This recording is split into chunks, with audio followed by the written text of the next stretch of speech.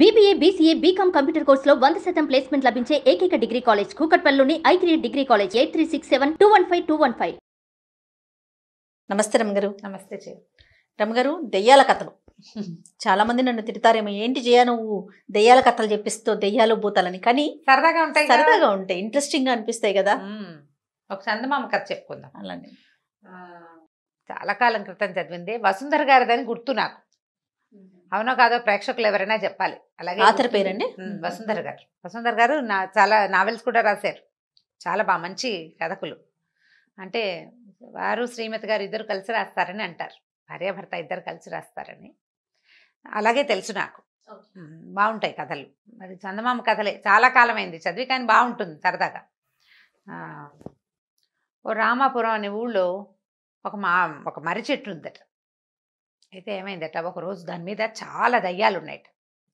ఒక కుర్ర దయ్యం వచ్చింది అక్కడికి.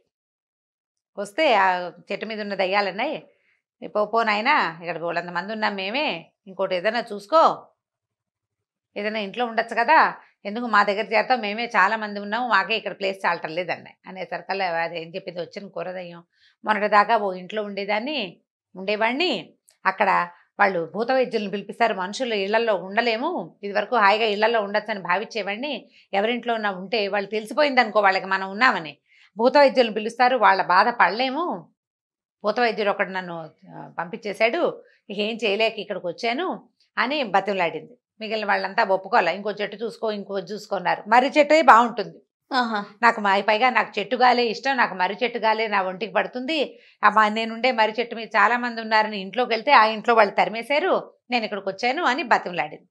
మిగిలిన వాళ్ళంతా పోపమన్నారు.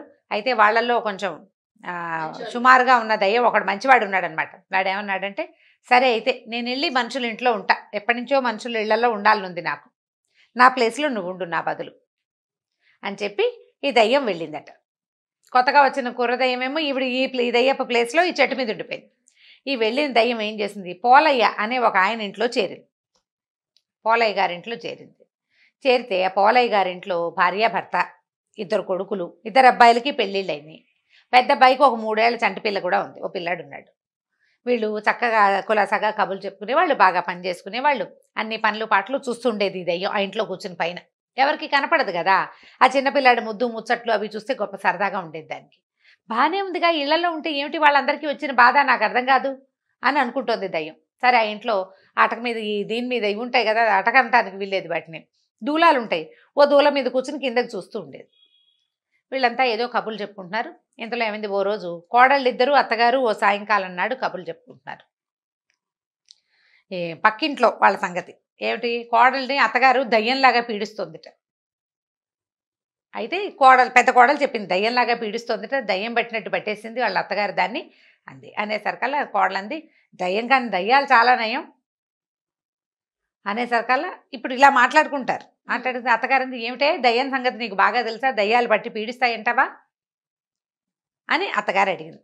ఈ దయ్యం ఈ పైన కూర్చుంది కదా, ఆసక్తిగా వింటుందన్నమాట, ఏమిటో మన సంగతే మాట్లాడుతున్నారని. అయ్యా అనేసరికల్లా, దయ్యాలే బాగా పనిచేస్తాయి అత్తయ్య, పనిచేసే దయ్యాలు ఉంటాయి కొన్ని అని కోడలు చెప్పింది. చెప్పేసరికల్లా ఈ పెద్ద కోడలు పక్కపక్క నవ్వేసి, భలే చెప్తావు కబుర్లు, అంతగా దయ్యాలే పనిచేసేటట్టయితే నీ వంతు 2 గుండికలు నీళ్లు తోడాలి కదా, రేపు పొద్దున్నే తోడు పెడుతుందేమో చూడు, ఏ దయ్యమైనా మన ఇంట్లో దయ్యాలు ఇళ్లలో కనపడకుండా ఉంటాయి, 2 గుండికలు నీళ్లు తోడాలి నీ వంతు, పెద్ద కోడల వంతు సాయంత్రం, చిన్న కోడల వంతు తెల్లారి, ఎవరైనా తోడతారేమో చూడు, ఏ దయ్యమైనా తోడు పెడుతుందేమో అని నవ్వుకున్నారు. రాత్రికి పడుకున్నారు. ఈ దయ్యం అనుకుంది, ఓహో 2 గుండికలు నీళ్లు తోడు పెడితే నేను ఉన్నానని వీళ్ళు తెలుసుకుంటారు. అందుకని ఏం చేసింది, తెల్లారేసరికల్లా కిందకి దిగిపోయి ఆ నూతులో చేదేసి 2 గుండికలు నీళ్లు నింపక్కడ పెట్టి, వీళ్ళు తెల్లారి వాకిలు చిమ్మడానికి ఒకళ్ళు, ముగ్గు వేయడానికి ఒకళ్ళు, ముగ్గు చిప్ప పుచ్చుకుని బయలుదేరారు. తీరా చూస్తే గుండికలు నిండా నీళ్లున్నాయి. ఇదేమిటో ఎవరు తోడారు అని ఒకళ్ళనొకళ్ళు చూసుకున్నారు. దయ్యం తోడిందేమో అని అన్నది పెద్ద కోడలు. అందుకని అదెందుకు నిజమవుతుంది, దయ్యాలు ఉంటాయా ఎక్కడైనా, ఊరికే కబుర్లు చెప్పుకుంటాం, కాదంటే కాదనుకున్నారు. మామయ్య గారు తోడారేమో, మన మాటలు విని మన భయపెట్టడానికి మామయ్య గారు తోడారని మామయ్యని అడిగారు. మామయ్య నేను తోడలేదన్నాడు పోలయ్య. అక్కడి నుంచి పెద్ద కొడుకు చిన్న కొడుకు ఇద్దరు వచ్చారు. కొడుకులు ఉన్నారు కదా ఇంట్లో, వాళ్ళు కూడా మేము తోడలేదంటే మేము తోడలేదు. బాగానే ఉంది. సరే, ఇది ఈయన ఏమన్నాడు, పోలయ్య పిల్లలే అబ్బాయిలే ఇద్దరు ఎవరో ఒకళ్ళు భార్యకో లేకపోతే మరదలకో హెల్ప్ చేయడానికి వీళ్ళిద్దరిలో ఎవరో ఒకళ్ళు చేశారని భావించి ఏమన్నాడు, ఒరే ఈ గుండెగల నీళ్లు మనం తోడుకోలేవుట్రా, అంతగా దయ్యం ఉంటే మన పైన బోల్డ్ పనులు ఉన్నాయి మన ఇంట్లో, ఇంట్లో చాలా పనులు ఉన్నాయి. అయితే పెద్ద కొడుకు అన్నాడు, ఈ నీళ్ళు తోడాలా నాన్న దయ్యం, మనం చేయలేని పనులు కొన్ని ఉన్నాయి, పెంకు నేయించాలి ఇంటికి. 3 ఏళ్ల నుంచి అనుకుంటున్నాం, పెంకు నేయించలేదు. పెంకు నేయటం అంటే పెంకులో ఈ పెంకుటిళ్ళు ఉంటాయి కదా, అవి తీసి మళ్ళీ పెడతారు, వాటిని చక్కగా సర్దుతారు. పగిలిపోయినవి ఏమైనా వానలకి వాటికి పగిలినాయి అనుకో అవి తీసేస్తారు, పాడైపోయినవి తీసేసి కొత్త పెంకులు కొద్దిగా తెచ్చి పెంకులు మళ్ళీ చక్కగా రీఅరేంజ్మెంట్ అన్నమాట. ఇల్లు నెయ్యటం అంటారు దాన్ని, పెంకులు నెయ్యటం, పెంకులు సర్దటం అనమాట అది. మరి ఇల్లు నేయటం అని వాడతారు మా పెంకుటిల్లుని. ఇల్లు నేసి ఎన్నాళ్ళు అయింది, 4 ఏళ్ల నుంచి వాన పడినప్పుడల్లా ఇబ్బంది పడుతున్నాము, ఆ పెంకులు నేయకపోయింది, ఆ దయ్యం ఈ నీళ్లు తోటం ఎందుకు, ఈ పని మనం చేసుకోగలం కదా అని నవ్వుకున్నారు.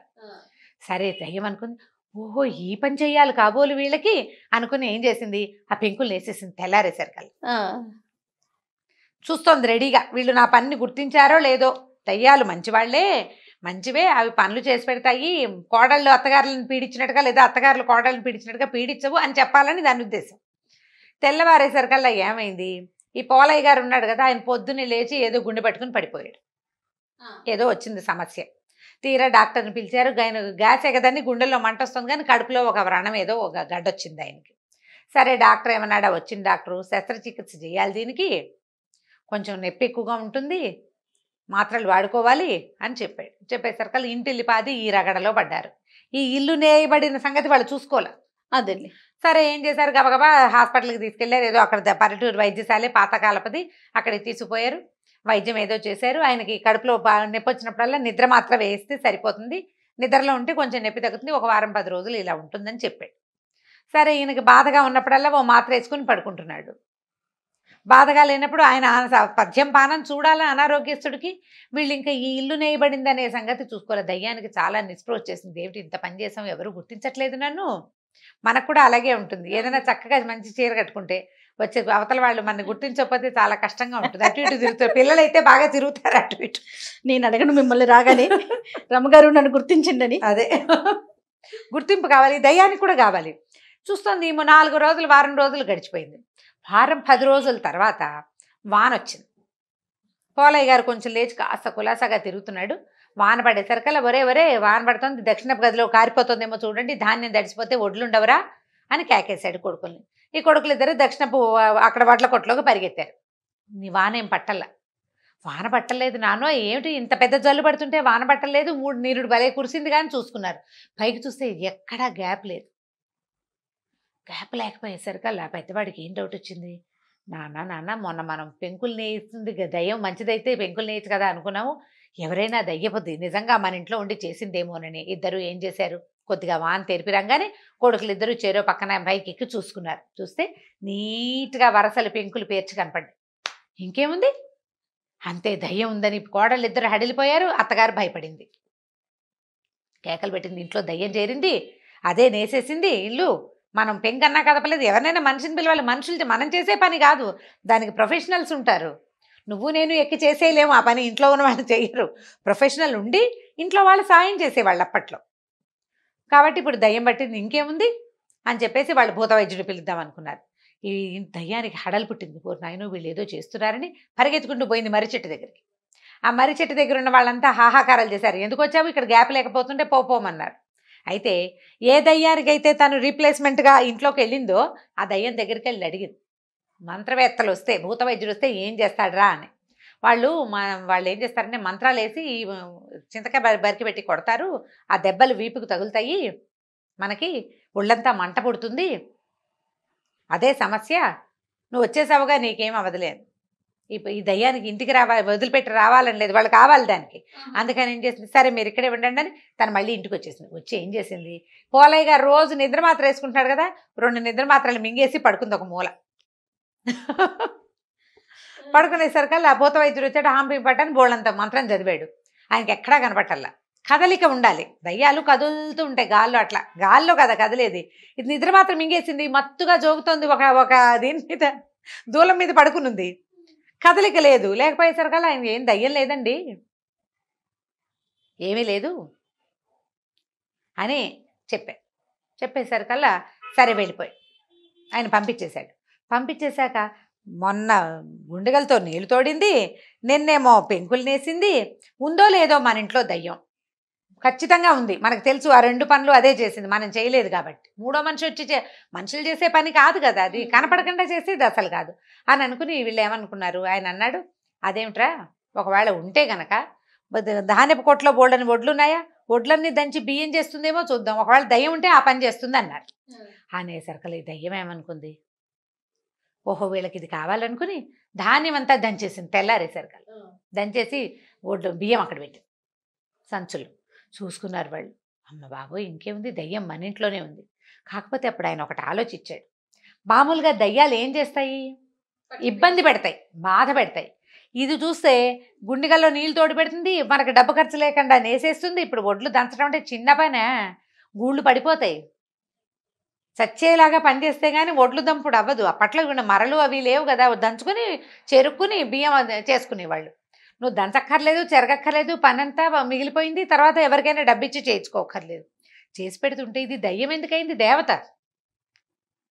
మామూలుగా ఏం చెప్తారు, ఇబ్బంది పెట్టేది దయ్యం, చక్కగా ఉండేది హాయిగా మనని సుఖంగా సంతోషంగా ఉంచేది దేవత. మన ఇంట్లో ఉన్నది దయ్యం కాదు, దేవతే. ఇది దేవతే కాబట్టి ఆ ఉన్న దేవతకి దానికి ప్రీతి కలిగేలాగా ఏదైనా చేద్దాం, మనం చేయలేని పనులు దానికి చెప్పుకుందాం అని చెప్పి రోజు మా ఇంట్లో ఉన్న దేవత నీకో నమస్కారాన్ని ఓ దండం పెట్టడం మొదలుపెట్టారు. ఈ దయ్యానికి సంతోషం వచ్చేస్తుంది, చూసావా వీళ్ళు నన్ను దేవతగా భావిస్తున్నారని మళ్ళీ పోయింది మర్రి చెట్టు దగ్గరికి. వెళ్ళి ఏం చెప్పిందంటే, కీడు చేస్తే దయ్యాలంటే భయపడతారు, మంత్రవేత్తల్ని పిలుస్తారు. మంచి చేస్తే హాయిగా ఇళ్లల్లో ఉండొచ్చు.